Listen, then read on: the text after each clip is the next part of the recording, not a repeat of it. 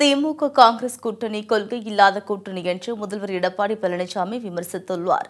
கள்ளக்குறிச்சி நாடாளுமன்ற தொகுதி தேமுதிக வேட்பாளர் எல்.கே. சுதீஷை ஆதரித்து ஆயிரக்கணக்கான தொண்டர்கள் மத்தியில் பேசிய முதல்வர் எடப்பாடி பழனிசாமி மத்தியில் நிலையான ஆட்சி அமைய முரசு சின்னத்திற்கு வாக்களிக்க வேண்டும் என்று கேட்டுக் கொண்டார்.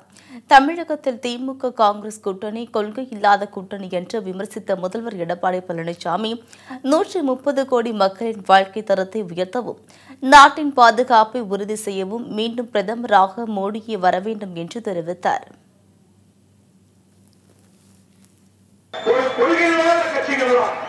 சந்தர்ப்பமான கூட்டணி அமைச்சு நாட்டுக்கு எப்படி நிலையான ஆட்சி தர முடியும்? அதுவே நாட்டுக்கு நிலையான ஆட்சி இருந்தா தான் நாம கள்ளக்குறிச்சியில நிம்மதியா வாழ முடியும். நாம நிம்மதியா வாழ வேண்டும் என்றால் திறமையான பாரம்பரியம் இந்த நாட்டை ஆள வேண்டும். இன்றைக்கு இந்திய நாட்டில் 130 கோடி மக்கள் வாழ்கிறார்கள்.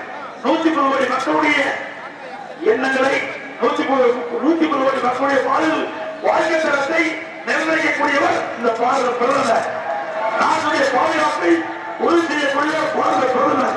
130 கோடி மக்களுடைய பாதுகாப்பை உறுதி செய்யக்கூடிய தகுதி வாய்ந்த பாரத பிரதமர் நம்ம அணியிலிருந்து சொல்லியாச்சு. பாரத பிரதமர் நரேந்திர மோடி. இன்னும் திமுக சைடிலிருந்து எதிர்கட்சி கூட்டணியிலிருந்து இன்னும் பிரதமரே காணும். யாரு? திமுக தலைவர் ஸ்டாலின் தான் ராகுல் காந்தி பிரதமர் செய்கிறார்.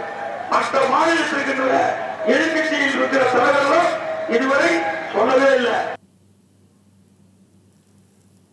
மேலும் அதிமுக ஆட்சியில் செய்யப்பட்ட பல்வேறு நலத்திட்டங்களை பட்டியலிட்ட அவர் ஏழை எளிய குடும்பங்களுக்கு 2000 ரூபாய் வழங்க இருந்ததை தேர்தல் ஆணையம் வரை சென்று ஸ்டாலின் தடுத்து நிறுத்தியதாக குற்றம் சாட்டினார்.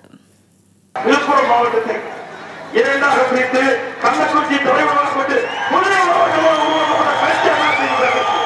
விவசாய தொழிலாளர் கூட அத்தனை தொழிலாளர்களுக்கும் 2000 ரூபாய் கொடுக்கப்படும் அறிவிப்பு கொடுத்து திட்டத்தை துவங்கி வைத்துள்ளது அம்மாவுடைய அரசு.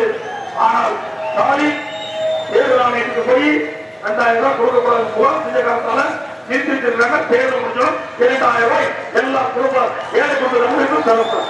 அதே போல கல்வியில புரட்சி மறுமலர்ச்சி. இன்றைக்கு இந்தியாவிலேயே உயர்கல்வி படிக்கூடிய எண்ணிக்கை 46.7%. 46.7 பேர் படிக்கிறாங்க. முதலில் வைக்குது இந்தியாவிலேயே உயர்கல்வி படிப்பது தமிழ்நாடு தான்.